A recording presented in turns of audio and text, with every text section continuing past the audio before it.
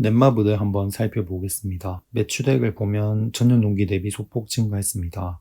세후이익을 보면 굉장히 좀 잘 나가다가 2021년도부터 해서 세후이익이 적자 전환되면서 적자를 계속 유지를 하고 있습니다. 그리고 투하자본을 보시면 2021년도부터 해서 굉장히 좀 급증을 했습니다. 이전에도 매출액이 육박하는 수준을 유지를 했지만 2021년도부터 해서는 급증을 했는데, 얘네가 2021년도부터 해서 일단 2020년도 2월에 코웨이를 인수했습니다. 1조 7천억을 주고 매수를 했고, 그리고 2021년도에는 스피넥스 게임즈를 또 인수를 했습니다. 그리고 보시면 중간중간에 계속해서 좀 투자를 이리저리 많이 했습니다. 하이브도 2천억치 정도를 또 샀습니다. 2018년도에. 이것저것 많이 사고 있었는데, 개인적인 생각으로 코웨이를 샀을 때부터 지금 뭔가가 굉장히 좀 잘못되고 있었습니다. 상장을 할 때도 고평가 말이 많았는데 2020년도까지는 실적이 나쁘지는 않았습니다. 그리고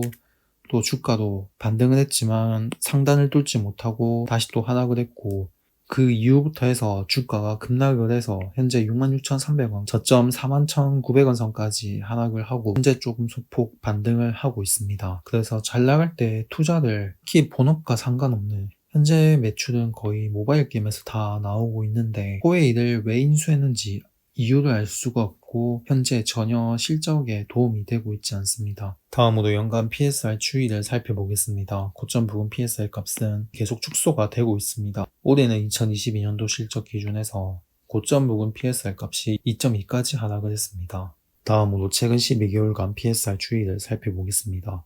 고점 부근 PSR 값은 3.6, 저점은 1.3, 표준 편차는 0.1입니다. 현재 주가 기준으로 해서 PSR 밸류에이션 값은 다음과 같습니다. 현재 주가 66,300원 선이고 위로는 75,500원, 아래로는 66,200원 선입니다. 현재 저점을 찍고 거의 실세 없이 상승을 했습니다. 꽤나 거의 의미 있는 반등이 6개월 정도 이어졌습니다.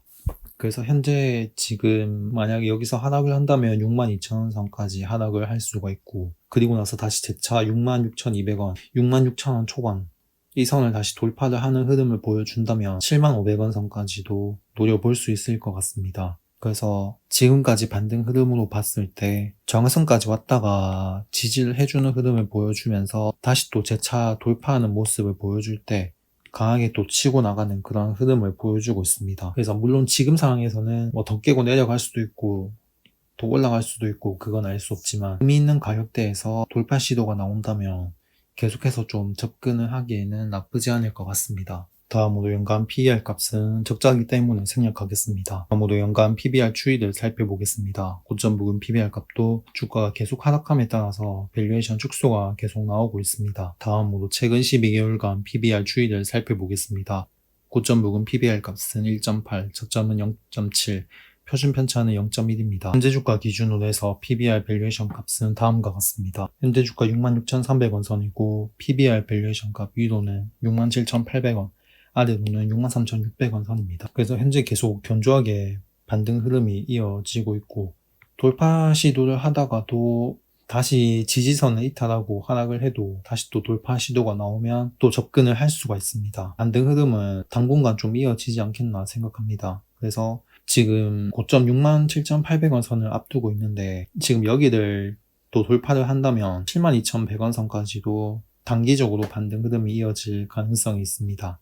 그래서 어떻게 보면 거의 지금 최악의 시기를 지나고 있는 넷마블이기 때문에, 또 반대로 생각했을 때는 지금이 거의 밸류에이션상 저점 부분이고 실적 자체가 그렇게 좋진 않습니다. 기존 것들의 매출액이 계속해서 감소를 하고 있는 모습을 보여주고 있어서 매출액이 좀 증가하고 있는 게임들, 여기에 좀 집중을 할 필요가 있고, 여기 게임들이 좀 대박이 난다면 매출액은 또 급등을 할 수 있고 밸류에이션도 상승을 할 수 있을 것 같습니다. 그래서 게임주 같은 경우에는 이 게임이 흥행하느냐에 따라서 밸류에이션이 얼마든지 바뀔 수 있기 때문에 잘 살펴봐야 할 것 같습니다. 근데 소셜 카지노 게임 스피넥스 게임즈를 인수한 이후에 현재 외화 차입금이 1조 5천억 이상이어서, 그래서 지금 금융 비용이 좀 크게 나오고 있습니다. 아마 이게 실적에 좀 영향을 계속 미칠 것 같은데, 물론 이 게임이 흥행을 해서 잘 나가면 그걸 다 커버할 수는 있지만 일단은 좀 지켜봐야 할 것 같습니다. 영상은 여기까지 하겠습니다. 끝까지 시청해 주셔서 감사합니다.